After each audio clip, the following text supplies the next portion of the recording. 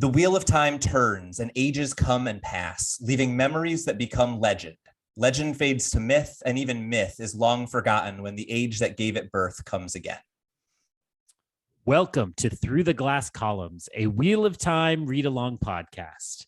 Each week, we will be reading, discussing, and digesting a small selection from Robert Jordan's fantasy opus. This quest is led by Tylor, a true Wheel of Time warrior.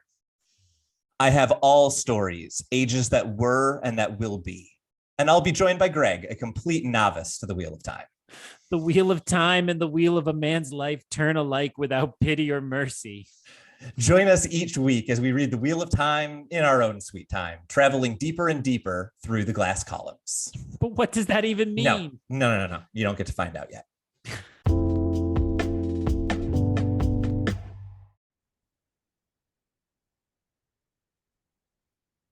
If I had a hammer, I would read a chapter called The Hammer. Hi, welcome back to Through the Glass Columns, your weekly Wheel of Time read-along podcast. Ever so close to the end of book 3 of Robert Jordan's Wheel of Time saga, The Dragon Reborn. Today we are talking about chapter 50, The Hammer, and chapter 51, Bait for the Net. I, Greg Cass, am your host who knows very little about these books and still manages to run into spoilers on the internet that make me angry. And I am joined, of course, I didn't know that. By the man I may be going to let talk, Tylor. Tylor, how are you tonight? I'm doing really well. I need to take a step away from the Wheel of Time for a second, which is not a thing I normally do. I usually think my knowledge of pop culture is pretty encyclopedic, but I have to say, I have heard people say the phrase, if I had a hammer. But Greg, where is that actually from? Oh my gosh. My friends who are listeners, you may not know this from our voices, but Tylor is a small child compared to me. I am a solid decade on you. And If I Had a Hammer is, of course, a Peter, Paul, and Mary song that predates my lifetime by probably about 30 to 40 years. But having parents who I would not classify my parents as hippies growing up, but they did love Peter, Paul, and Mary like you wouldn't believe. And so if I had a hammer, I'd hammer in the morning, I'd hammer in the evening. All over this land is a common refrain. I believe that would be a protest song from the 60s. Excellent. I'd hammer out justice. I'd hammer out freedom. I'd hammer out war and peace, my brothers and my sisters, all over this land. Yeah, I'm good. I love that we are learning how similar our childhoods were. The only difference is the generation gap, because my dad was a big fish guy instead of Peter, Paul, and Mary. So same breed of parent, just a little different. Let's bring ourselves back to The Hammer. One of my favorite let's pause for the edit, and because we can't leave me singing in the edit. All right, 3, 2, 1. Hello and welcome back to Through the Glass Columns. Let's start with chapter 50, The Hammer, which, hey Tylor, I think I've heard this is one of your favorite chapters in this book. It really is. And Greg, you gotta remember, I'm the one who edits these. I love this chapter. I think it really does a great job of doing a sketch of a character while also teaching you about blacksmithing, which is not a thing I directly recalled, but it's wonderful. What was your thought on this? Because I know last week I previewed this as not bigger climactic, but a favorite. And I don't know that would be everyone's response to this kind of nondescript chapter. So what was your thought, knowing that I probably biased you in advance? I will say, in terms of the two chapters, I wrote so much about the hammer and not a lot about chapter 51, Bait for the Net. Same. Which is kind of surprising when you consider what's actually in the chapter. My primary reaction is actually, we share this in common, I believe. You are at least a big West Wing fan, if not a big Aaron Sorkin widely fan. I would classify myself as a big Aaron Sorkin fan across everything except Meet the Ricardos. And so I will say one of the things that people call the great works of Aaron Sorkin is competency porn. And, it's Yeah. essentially people who are good at their jobs doing their jobs, and you just get to watch them. Whether that's, the White House or late night television or a news show or a high stakes poker game. So I found this to be a competency porn chapter because, like you said, I had no knowledge, no interest in particular in blacksmithing. Yeah. But like any good, competition reality show, like just a couple minutes into it, I'm like, you gotta temper that. You gotta temper. Don't dip it in the oil. What are you thinking? And so it had that same kind of vibe that I experience often with my wife on the couch, where we become experts on whatever the reality show contestants are doing. We are doing a really good job of discussing this chapter that I have not yet summarized. So, given that we've already more or less transitioned out of the introduction, why don't we do a quick summary of chapter 50? The Hammer. Perrin arrives in Tyr and he finds himself reaching out to the wolves. He doesn't find any, and he's kind of surprised to find himself feeling almost lonely in that lack. Zareen starts asking him what they're doing in Tyr, and he seems kind of dismayed when she seems dismayed when Loyal kind of cuts in and says, well, we shouldn't be too worried about what we're going to do. It's not always going to be as easy as Ilion. She does not like the idea that was an easy city. Moraine and Lan are clearly hiding their identities in the city. We kind of get more of a reminder that channeling is illegal in Tyr. And Perrin starts kind of laughing at the fashion of all the people having very different look than he's used to. But Loyal immediately points out that while they may look a little bit silly to his eye, they all are extremely morose. And we're seeing a lot of the same kind of frustration being carried by everyone that we were seeing in Ilion as well. They arrive at an inn that's been chosen by Lan, and the innkeeper seems to react even more strongly to Perrin's yellow eyes than he does to Loyal or any of the rest of them. And she seems almost too exhausted to even be curious. Zareen is complaining about being mistaken for a maid. She basically seems really upset once the innkeeper has left that she wasn't given any, kind of deferral by the innkeeper. And Moraine immediately gets upset, and Lan starts to chew her out because she called her an Aes Sedai. It is clear that they do not care what Zareen thinks, and they are only concerned about keeping their identity secret. And Moraine and Lan very quickly say, stay at the inn. We are going out to investigate.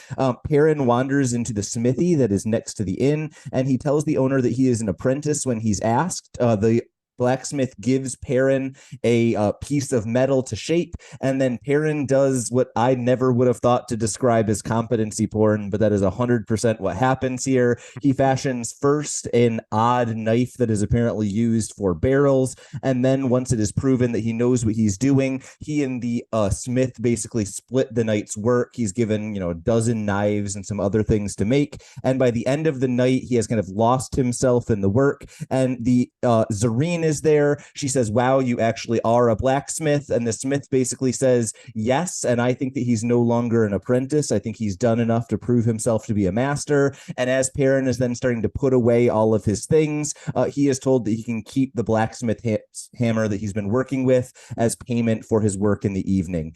Perrin is asked whether he wants to continue working or whether he wants to be a smith in the future. And Perrin says he doesn't think he'll be able to continue in the short term. He's only going to be around for a short period of time, but eventually he would like to become a blacksmith. Once they get back to the inn, he starts kind of looking both at his axe and the hammer, and he thinks that, well, the hammer is heavier. It doesn't feel that way. The axe actually seems to be weighing on him more. After he's been meditating on that for quite some time, Lan comes to kind of break him out of his stupor. He calls him blacksmith. Perrin snaps at him because that's the thing that Zareen's been doing. Eventually, they arrive in a room where Moraine and the others have gathered, and Moraine says that the High Lord who has taken over the city is actually Belal, another one of the Forsaken. She asks specifically Loyal. First, Loyal says, that's really scary. I might want to leave. And she says, you can. Loyal says, no, I'm good. Zareen says, hey, can I leave? And Moraine says, absolutely not. Moraine then asks Loyal to describe what he knows about Belal. and we're given a brief description mostly about how egotistical he is and how he seems envious of those around him. Finally, we get a little bit of a hint that Lan has seen Aiel in the city, and Perrin starts to talk about some of the things that he had heard from the Aiel he had met previously, specifically that the Aiel will leave the waste after the stone falls, but Moraine says there is no mention of the Aiel in any of the prophecies of the dragon, and then says everyone needs to kind of bunker down, and probably soon she and Lan are going to be going to the Stone of Tyr to try to disrupt whatever plans Belal has. Perrin says that he needs to then go get some food, think about his hammer, and decide how he feels about Zareen. And that was a lot to say about a chapter that we already started summarizing how we felt about it. So let me follow up with the second question. I always remember this chapter as the blacksmithing scene. What did you think about the first third of the chapter, which is the piece of the three that I feel like kind of feels tacked on as opposed to the later discussion and the blacksmithing that I feel like are kind of the meat of what's going on here? Yeah. Having said I have a lot of notes on this chapter, none of them pertain to that first section. It Right? felt like, very much like the chapter before, where it's like we just need to make sure it's clear that everybody is getting to the city. I guess it was 2 chapters before that the girls arrived in the city. But it's like, yes, let's land everybody here. Let's let them all, it's not quite dramatic irony, but let's catch the characters up to what the audience knows, that the city is in a bad way and that things are happening here. Yeah. And so as we go through those motions, it's seems to me that the whole point is just to get Moraine and Lan away for a while to free up Perrin to have some time to go blacksmithing. It was weird that Zareen and Loyal, kind of across the chapter, felt a little more bonded than I guess anybody else with Zareen. Yeah. And that's to me symbolized by the fact that Loyal calls her Aiel. Fail, Fail. um, Fail, and kind of makes it clear. I guess Robert Jordan makes it clear because Perrin often reacts and is like, "Oh, of course he's calling her the name she wants," and is kind of annoyed with it all. So, yeah. So I'm rambling a whole bunch, but essentially the first third didn't mean that much to me, just to get the kind of stage clear for the blacksmithing. But I will say it felt like, again, the character connections were just getting refreshed to make sure we remember what they were when we left this group. Yeah, I think for me, the thing that this early section of the chapter does is it sets up where Zareen and Perrin's relationship is so that it can then have the impact it needs to later on in the chapter, right? It's one of those kind of compulsory scenes, I feel like, where it's been too long since we've seen the characters, so we can't dive right into what they're doing. We need something to kind of remind us where they're at. I just wonder if it goes on longer than it needed to, but I guess I'm just finding a way to say, let's get to the good stuff, which somehow is figuring out which type of liquid you need for quenching the knife that Perrin is trying to make. But as you said, I think that there's something about this. You're right. It reminds me a bit of, like that Aaron Sorkin, just like competency thing that you were describing. The other thing that it does for me is it just feels relaxing, right? Like maybe this is the generational difference between us again, but if this is like competency porn for you, it's like ASMR competency porn. Like it's like relaxing and quiet in a way that I don't think you see in fantasy novels a lot. And I think that's why this chapter kind of stands out for me in the way that it does. Is I don't know, as a, 14, 15-year-old when I was reading this for the first time or not skimming it for the first time, like I think this was the first time I had ever had a chapter like this that was entirely character focused and I was interested in it rather than like let's get through this to the sword fight or whatever. Like this was a very adult chapter for me in a way I don't know if I had seen in fantasy before. Well, 14 or 15 and listeners who are paying attention this week know that you're a solid 19 now, which congratulations on the big birthday, pal. So I think I want to throw it back to you as a question because you haven't gotten to wax rhapsodic about your love of this chapter. I think you just hinted at it, that it is a character beat here. And part of my question about it is, this was not my reaction, but it seems that you could easily be very frustrated by the fact, Yeah. again, we're under 100 pages from the end of the book, and it's like there's this kind of relentless pace and a rush, right? Yep. Matt most recently was rushing to save the girls, and then it's like, let's just take 5, right? And Yeah. it's kind of a delicious 5. So the timing didn't bother you. It's just pure enjoyment. The timing is why I love it. When I think about like pieces of media that I really love, a lot of them are things that like really push the pace and accelerate and drive you towards something, and then take a quiet moment, or they finish and then they don't end at the moment you think they will.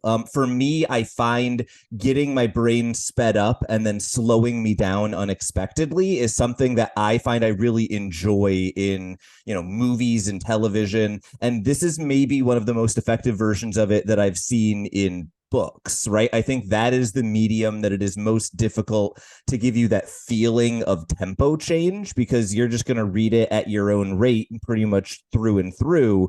And so that's why I think this kind of feeling of both really driven, motivated character at the same time that it almost feels relaxed and almost hypnotic, that is what kind of hit me about this chapter in a way that I don't know I had seen, it's difficult to do in books. But when I think about like movies that I love, like we just saw Midsommar. That is a movie that goes fast and slow a lot, right? This is why I loved Thoroughbreds the way I did. This is why I love The Social Network, as weird as that is to think of a movie that like goes hard sometimes. Like that's just what I love sometimes, is that shift in rhythm. And I think it's just well done here.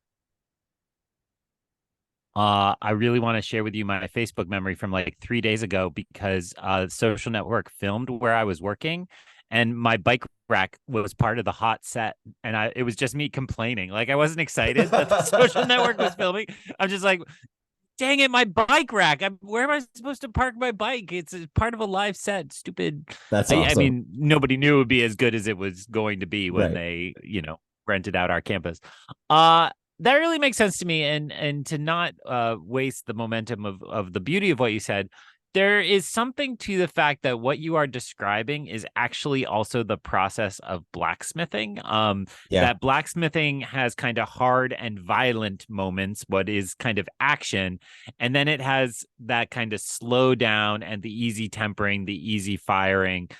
This is me speaking entirely about things I don't know, but there is this way in which I think you can argue that the rhythm of the chapter is a microcosm of what you're describing. Yeah. And then that metaphor naturally goes to strength, right? That's how you make a strong blade. That's how you make a strong. And so you're saying in particular that the way this is kind of forging you, pun intended, for the final battle, I think makes sense, that it's a slowdown for that reason.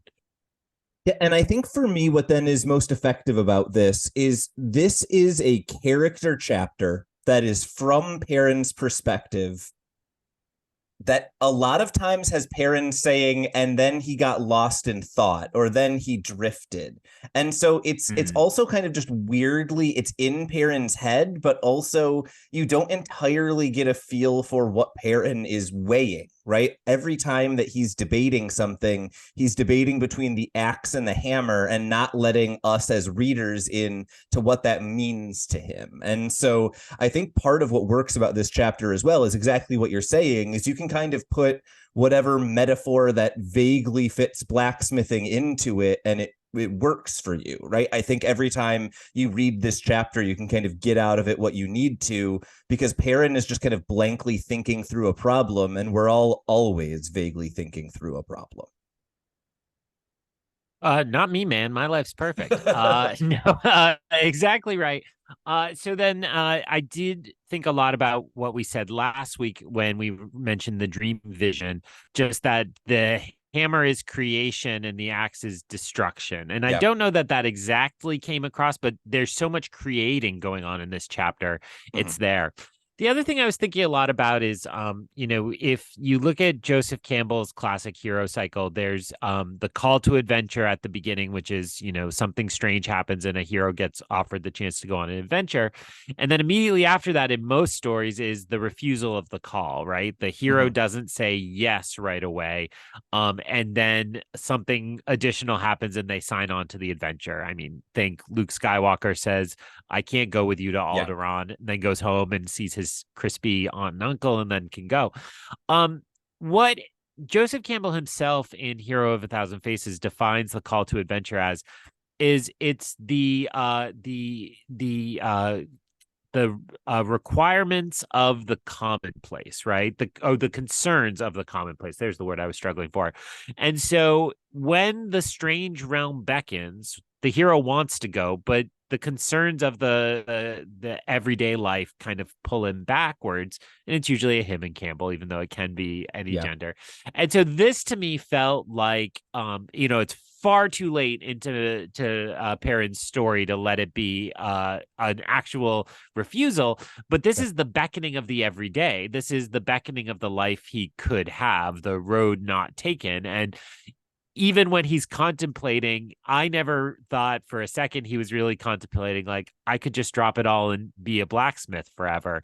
Yeah. But the expression of the chapter is that he could have just said no to all this and led a very good, profitable, Yep. happy, creative life as a blacksmith. And to me, what that means is since he doesn't have the actual choice to refuse the call, especially at this age, that it's just tragic, right? I Yeah. mean, a hero is someone who puts the communal in front of the personal. And that means that Matt has sacrificed this beautiful life in order to do something bigger, to protect his friends, to save the realm. And that's sad. That's tragic, right? It's not that I want him to change. It's just that we have to mourn the life he doesn't get to live within this.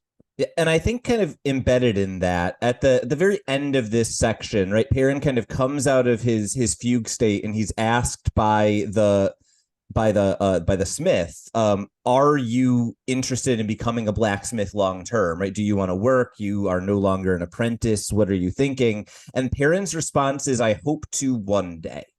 And I feel like that idea of an adventurer who just wants to get back to his boring life of blacksmithing is it's just enough different from the trope that we're used to that I feel like it really stands out and works for me. And then, of course, I think what ends up causing Perrin to blow up a few pages later is Zareen maybe seemingly mocking that by all of the time calling him blacksmith and nothing else, right? So what is your take on that kind of almost dream of Perrin's? I want to finish all of this cool stuff and end up in the boring place. The other thing it reminds me of is just being able to see the concrete outcomes of your work. I actually think I maybe referenced this on our podcast before. We're getting up there. We've done a lot of these episodes, so like we're running dry on anecdotes. I teach writing 101 and 102, and I always tell my students, like, hey, the jokes are the same in 102. Like, I got nothing fresh, nothing new and different. So we're reaching that point, dear listeners, where there's nothing new. But when I was in graduate school, I became absolutely obsessed with the Xbox achievements on video games. Yeah. And I got obsessed with making sure I earned all 1,000 out of 1,000 points. And then then and only then I would put the game aside forever. And I would start the next game until I got 1,000 out of 1,000 points.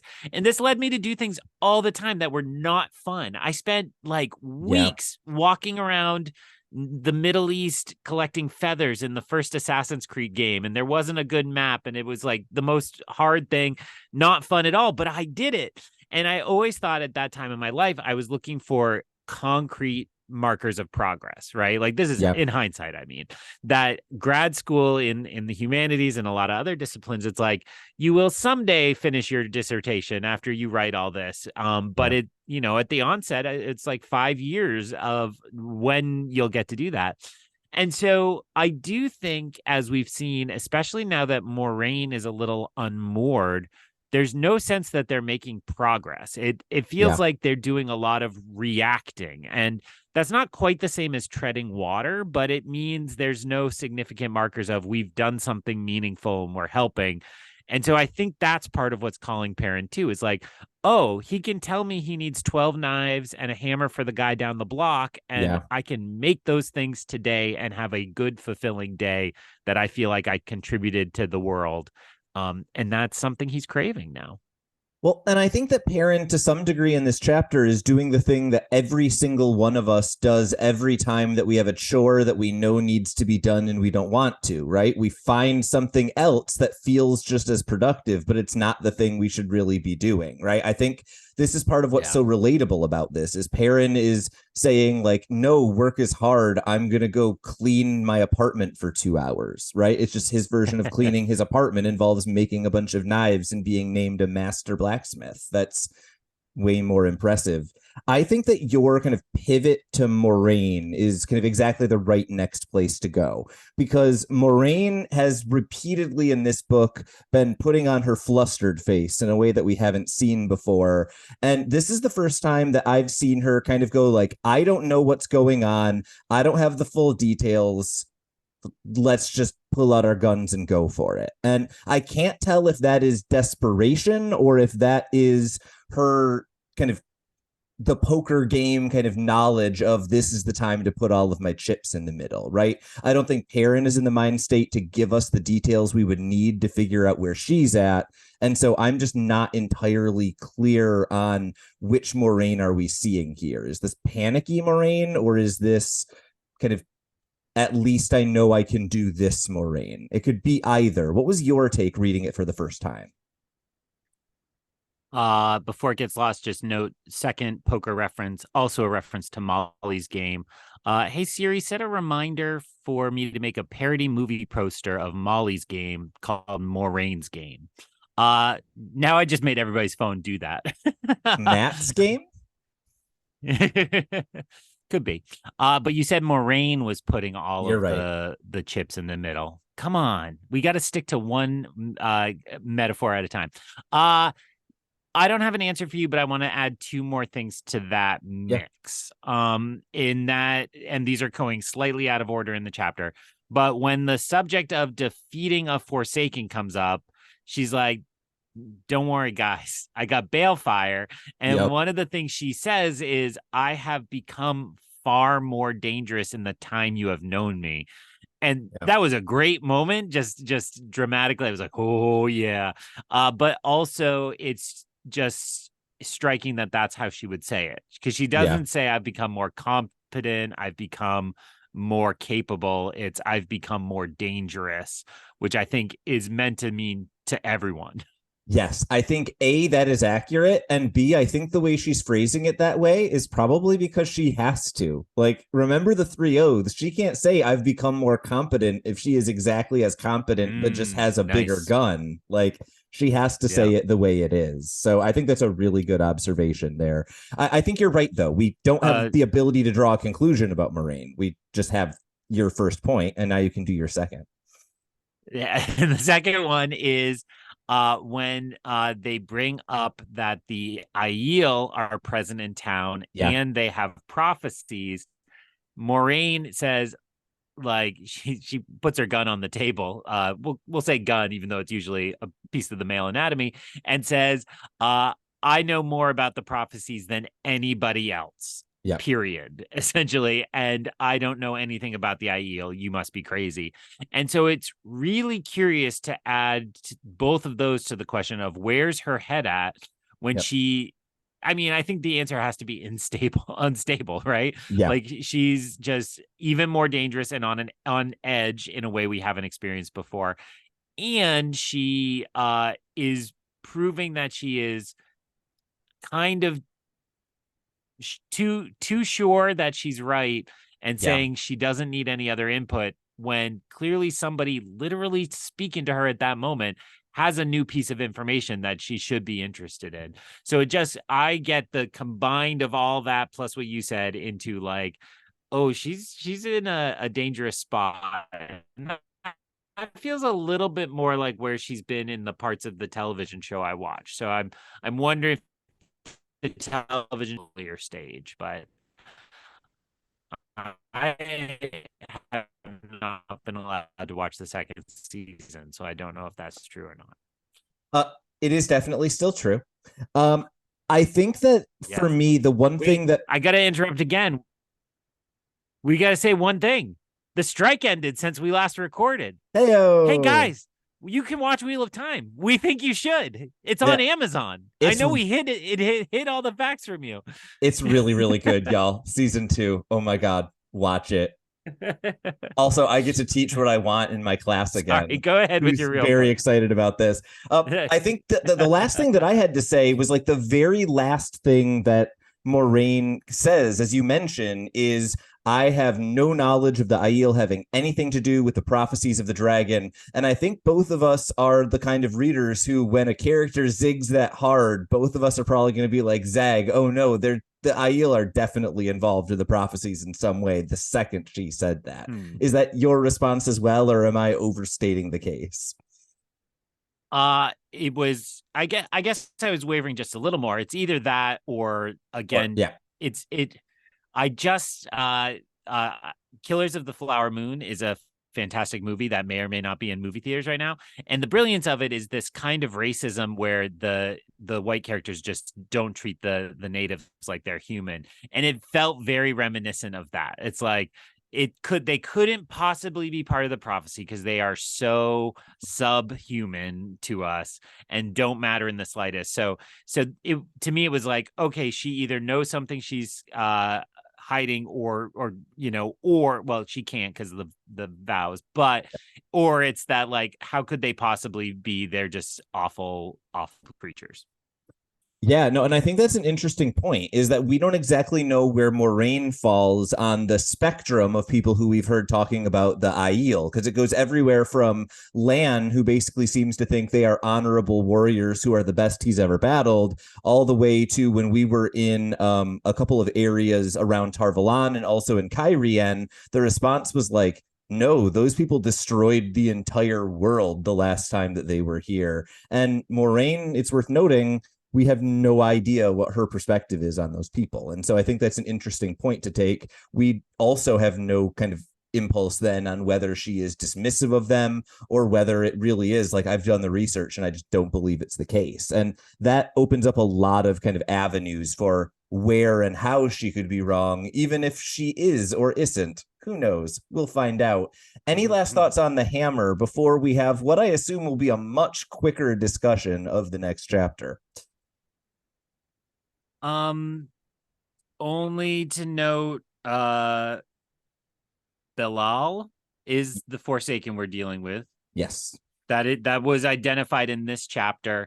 And so my note here is just that it's another name that super feels like one of the fallen angels from Milton. So the more I read in this, is I keep identifying with like Robert Jordan clearly loved Milton and is a part of this story. We, just to remind listeners, or if listeners joined us late, we talked a lot about this with the arrival of Baalzamon, which is reminiscent of Beelzebub, not just from the Queen song Bohemian Rhapsody, but also a fallen angel who Milton is about when Satan. It picks up with Satan awakening in hell, having been expelled from heaven, and there begins the plot.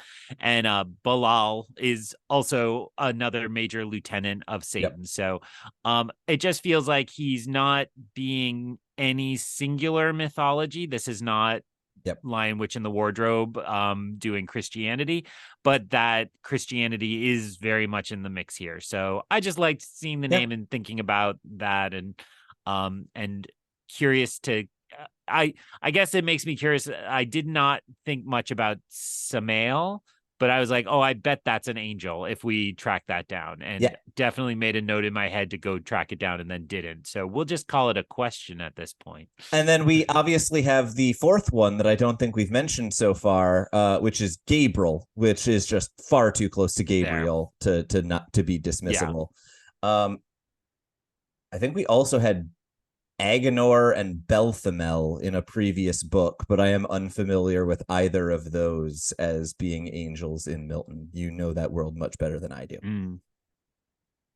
You mean I know our world? Yes. Samael is an angel of death, one of the 7 archangels. So yes, we are onto something here.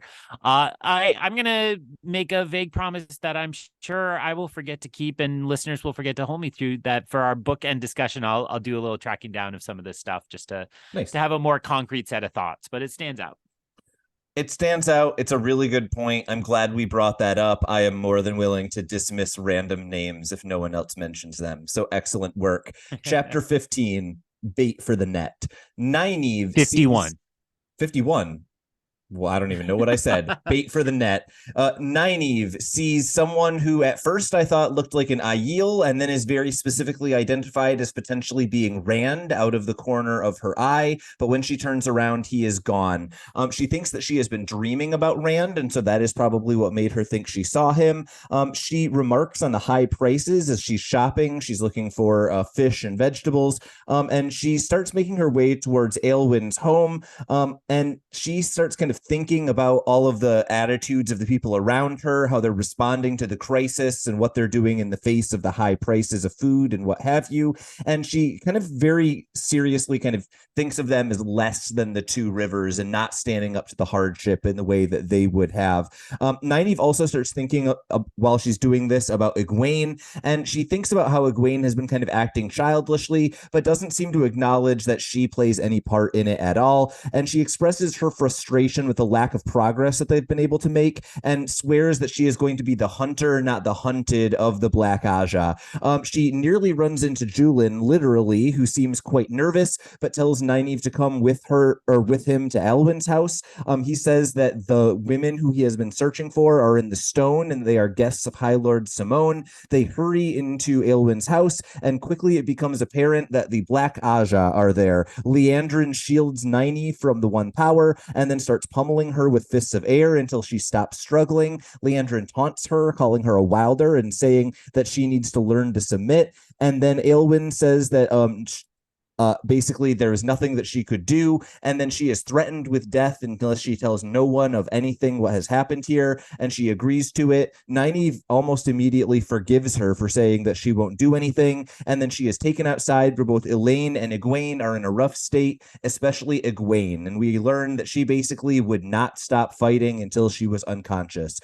Julin, we learn, apparently betrayed them, but according to Liandrin, he had to be persuaded to do so, and she seems to put emphasis on the word persuaded. Nynaeve threatens them that if they've killed Egwene, she will kill all of the Black Aja, but Liandrin responds that she is not dead because bait is no good to them dead. Elaine then starts to say a lie about them wanting to be inside of the stone, but Liandrin says that Belal is summoning Murdrail, so eventually the girls will be turned and the girls begin screaming. This is a chapter that I think will entirely live up to our normal adage. If a lot of stuff happens, we have nothing to say about it. I think that summary is about as long as all of the notes that I have on this chapter. But that being said, if the last chapter felt like Robert Jordan deliberately delaying the conclusion of this book, this feels like Robert Jordan saying, oh, wait, I've only got 75 pages. Okay, let's do this thing. Mm-hmm. Let's definitely get the first of our groups to the stone, and presumably everybody else will quickly follow there, especially given one of the chapter names we have next week. So I will just say, when we spoke last episode, I noted that I thought Aelwyn and Sandar felt like they were characters that could rise up and kind of be promoted into our group. Yeah. And I don't know if I'm ready to say I was wrong or reconsider that, but I will say the fact that they had very established identities and then they seem broken this chapter, to me suggests that we will have them come back. So I'm skipping to the very end, but Aelwyn says like she swears she'll keep this quiet, and I'm like, no, she won't. Like she's gonna go find one of these other parties, and so even if she doesn't last forever, I feel like that is there. Sandar, I had said, was such an honorable person. Now that's really interesting in light of the fact that he seems to sell them out here. There's the notion that Leandrin controls him and he acted without his full kind of choice being involved. I felt like that was left a little vague, but Yeah. So that to me suggests not that his character was broken, but that he will now double down because he was such a man of honor. The fact that he was forced to act dishonorably will be there. So I'm curious to see what happens with those characters. Obviously, I'd rather go see our main characters if I have to choose between the two. Yeah. But it felt like, when I guess it's the Taviran thing, when major events happen and you spin off these little side characters with a grudge or something that they were treated poorly in, I think that matters here. And so I suspect they will contribute in some way to the climax of what happens. I obviously can contribute absolutely nothing to the speculation of what comes next without ruining the game for everyone. I think that you're exactly right at singling out those two characters and the shift in both of them in this chapter. That being said, all of your really useful, good discussion about what comes next obscures what I think is obviously the most important part of this chapter. You get to do literary analysis all the time on this podcast, but it's not very often I get to talk about inflation in Randland, and that's what we get to talk about first today. I've just got to give Robert Jordan credit. It is very rare that a fantasy author is like, but what would happen to the price of grain? And I think it's great that we get to see it. I really don't have anything else to add about this, but econ in my fantasy is like peanut butter and chocolate for me. That's a solid combo. I love everything that's happening so much. So I will say I did think in that moment, we've referenced it before in Game of Thrones. There are a few references, especially later in those books, about how the like lords and their armies are just trampling everybody in the way. And it's nice that there's a gesture to like, shouldn't somebody think of the little people? And I think dude with the flame sword, I forget what that guy's name is. Is that banner Dondarrion? without a symbol? Yeah, and the people without a banner, they have a name where they're like, they're going to be a separate sect from all of that. Man, I cared so deeply about that when I read those books ahead of the show, and then the show just ruined all my goodwill to all of that. But the Brotherhood without banners, I think, felt like it was going to be a piece of that, and then they really screwed up the version of it that's in the books in the show. But this felt like to echo what you said, this felt like a much more genuine version of that. Like when High Lords destabilize every part of the political realm and the social realm, then we are going to have consequences, including inflation and including displacement that are going to occur. Yeah, 100%. And I think that to some degree, this is something that I really appreciate that Robert Jordan does, is he puts his characters in positions where they never entirely feel separate from all of the events around them, right? One of the things that I really love about Robert Jordan is at the beginning and ending of every chapter, it feels like every character gets like bumped by real life at least one or two times, right? Like these are characters who are, getting involved. They are about to be bait in a trap set by one of the Forsaken, where 13 Black Aja are going to be brought with 13 Murdrail to try to turn the dragon evil. And also Nynaeve needs to haggle over the price of fish. And I kind of appreciate that, even though I think there's an argument to be made that's why these are 800-page books. Well, and I will just say, my job in high school is I worked at my uncle at the time. It belonged to my father, but then belonged to my uncle. He ran the general store in my hometown in New Hampshire. And so I worked register, and then I worked the meat counter. And the way Nynaeve says, fine, but don't expect me to come back, I'm like, oh, I've heard that lady. I've heard that lady many times. So it had a very nice, I really want to say Karen ring to it, but she's a woman of color on the show. So now I don't picture a white lady in the role. So I can't necessarily throw Karen around pejoratively, but it felt like that attitude.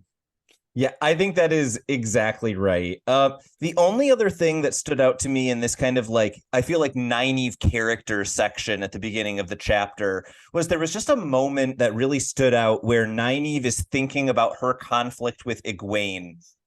And I think this moment really highlighted to me the reason I struggle reading Nynaeve sometimes, which is that Nynaeve is a very accurate character in that sometimes she is willfully oblivious of her own role in things that she is involved in.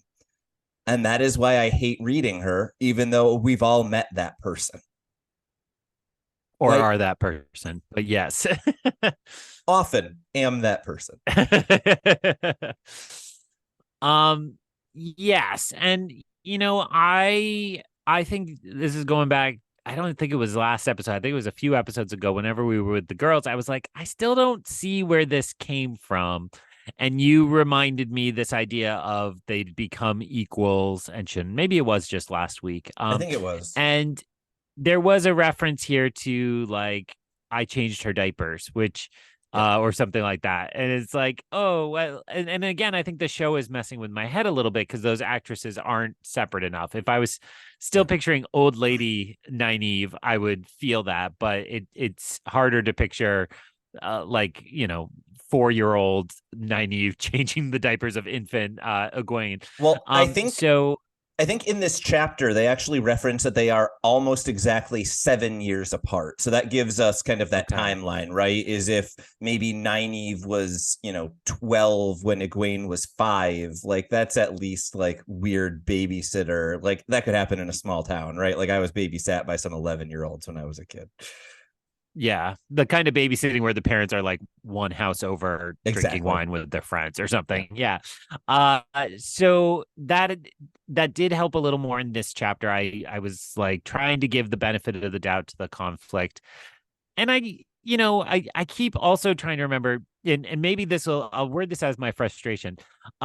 This is not a fridging, because I understand that term, I think. But the way in which the peril at the end of last book was, oh, the girls are in trouble. And now it's like the girls are the bait again. You can understand that if the dark friends were like, oh, that got him there last time, let's do it again. That's very like Spider-Man villain. Like, I know, I'll hang Mary Jane off a building again, and then he'll come running. So I do get that could be the very basic logic, but I was also like, we've kind of played this again, and that is partially a reminder, like they are still dealing with a trauma they have not unpacked. They've just kept moving across the whole continent now and stressed out and so on. So I think my frustrations with how that conflict has been portrayed, I don't really think Robert Jordan necessarily did a bad job. It's just making sure you remember, if I had sat down and read these 3 books one week at the beach, I would have the very different understanding than when that feels like a million years ago, because I barely remember last week, and we're talking about like May on our show. And a thing or two has happened since May in the world. So it just feels a little tough to get the conflict, but I did feel it more here. I'm rambling, so let me just throw in my last favorite moment from this chapter. The only thing I want to talk about, I really loved when Nynaeve threw out a lie and Elaine picked it right up and threw it back in a cool way. I was like, all right, now maybe, we were talking last week about the trust in Morghese and Morghese being the best at stones. I was like, oh, Elaine's got some of her mom in her, I think. And I really liked that. And they both played it really well. So that was a really fun moment in the context of this. Yeah, that was actually the thing that I really wanted to mention, is I thought I had 2 kind of big things to say. One is we've got to talk a little bit about the Black Aja. We can do that as our last note. But the thing I had before that is I thought that this kind of like conflict with the Black Aja really showed us exactly who all 3 of these girls are, right? Like Nynaeve she's really hot-headed. She gets herself into trouble, but once she settles, she can kind of be really logical and thoughtful and kind of create that kind of plan you're describing, right? Elaine clearly is in control of herself at all times. She has like a black eye because she fought back, but she then immediately settled. And as you say, she's thinking on her feet. She's really kind of like problem solving. She is clearly good in, a difficult time. Egwene is clearly still being weighed down, as you say, by a relatively recent trauma. she doesn't want to get captured again, right? It's worth noting my biggest complaint about these first 3 books is that this is a really women forward, potentially feminist series that includes the character of Egwene being a damsel in distress in all 3 of the first 3 books. That's not my favorite Robert Jordan look. It gets better, I promise. Well, and I think we've seen the show work to correct all of this. And so as you've kind of positioned Robert Jordan before, and so I'm stealing the understanding you've given me, or I guess I could just say receiving and not stealing, but I'm vocalizing that what you've given me, that we have to remember that there can be a lot of progressive gender roles, a matriarchal society, and so on here, but it is still the product of a male voice in the early 90s. And when we're putting our 2023 vision on it, it's not quite fair. I mean, well, it is fair to not call it out for being good enough, but it's not quite fair to say it should have been our standard of those things. It is a product of its time a little bit. Yeah. And so the show has nicely spun that up already, that we are seeing a more active Egwene. Yeah, because I do want something more for her than to just be in trouble. But you did just say the first 3 books, and I think we're starting a 4th one not all that long from now. So we'll have to see how that change strikes there.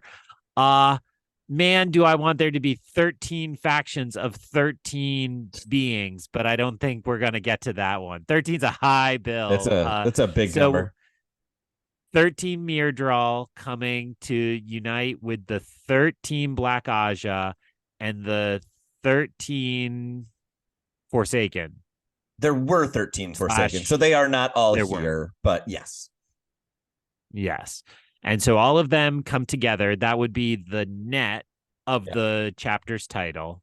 And the whole goal is, let's get Rand to stumble in and let's just throw all our dark evil at him until he joins us instead.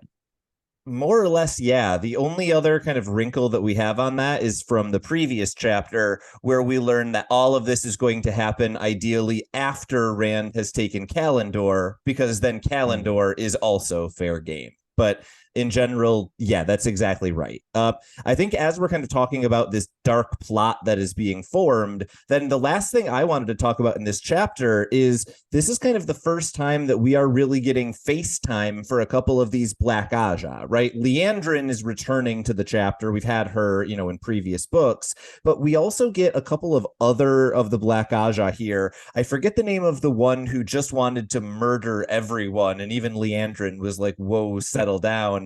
And then we also get, man, I'm blanking on all of the names, but there was also the one you just mentioned was Bellatrix Lestrange was her name. No, but it had that vibe to it. Did, and I think 100%. She was described as dark-haired. So I was like, oh, we have a Bellatrix here. The other one that I was thinking of was Joya Beer, who is an older woman, and she is creepy in the I can't think of the word, the carriage with Liandrin and the girls. The most notable thing about her, I will note, is that I think Egwene had mentioned this earlier in the book. Her first name, Joya, is also Egwene's daughter's name in her vision when she goes through her training in this book. And so she has kind of a personal animosity towards her. And it turns out she's a good person to have a personal animosity towards. Joya does not come off well in this chapter. Yeah, and so I will say I didn't differentiate between them a lot, because it's just like the Death Eaters. It's the evil ranks that are just awful, nasty people. But I guess the last thing I'll say about them and all this is just that this is all really compelling, and I don't see this turning into a big battle anymore, but it does feel like we are going to get this moment at the stone. And you corrected in that they want Rand to take the sword first, right? Because the prophecy is that the sword can't be taken until the stone falls, and the stone can't fall till the sword is taken. Exactly. Roughly. And the wrinkle on that from the last chapter was Bilal probably wants the sword to be taken so he can then grab the sword and use the sword to kill Rand, as I recall, which Exactly. is slightly different. And a reminder that the Forsaken are not necessarily all on the same team, even if they're cooperating. Yeah, no, and that last reminder yeah. I think is really important in the context of what we're talking about here. Absolutely. It sounded like you had another thing to say before I cut you off very rudely. It was shut up, Tylor. Let me go read. I think so. Yeah. We are in agreement. We should just shut up. I was going to say, now that we are done discussing this chapter, we are at a wonderful place for this podcast. I think we are basically one sleep till Christmas, right? Like you've got to wait a week until the next podcast episode. But then as soon as that's done, you can read the last couple of chapters and you're done with the book. So this is the last real wait that we have. And just to kind of lessen that blow, make it so that you're not quite as sad about the fact that you've got to wait a whole week for Wheel of Time, you get 3 chapters of Wheel of Time before our next time that we get together. That's right. We will be talking about chapter 52, In Search of a Remedy, chapter 53, A Flow of the Spirit, and chapter 54, Into the Stone, which, if we haven't started the epic conclusion of this book yet, Into the Stone sure feels like we are going to next week. What are your thoughts both about these chapter titles and about the fact that we are rapidly approaching the end of this book? Yeah, I was flipping quickly to see if I could identify. So I think in my edition, that gets us up to just like 25 pages or so from the end. So it is 2 weeks left. The journey through this book has not been what I expected it to be. And I certainly expected our we haven't used this in a while, our roller coaster to be speeding downhill by this point. Yep. And while I do feel some momentum, things like the Hammer chapter make it not feel like a speeding roller coaster. So it's very curious. And yet I do think that generally works as making sure this is not just the same experience over again, but each time it's fresh and new. So I'm excited. I was just complaining on our Instagram today that the beauty of our show is how fun it is to read all this together and do the book club type format. The torment of our show is that I definitely would have just finished this last night. And as you just said, it is the night before Christmas, but it is not Christmas yet. So I have some waiting to do. So I'm going to grab a couple other books and stall myself. And then we will get back to this and we will talk to you all in 1 week to do those chapters through the glass columns. So ends another episode of Through the Glass Columns. We thank you for joining us and continuing with us on our quest to cover all of the Wheel of Time in our own sweet time. This podcast features original content developed by Tylor Orm and Greg Cass and is not in any way affiliated with, associated with, or condoned by the Robert Jordan Estate, Tor Fantasy, or Amazon. All content is intended for entertainment and educational purposes only. If you're enjoying this podcast, please seek out the books from your local bookshop or library and join us as we continue our journey.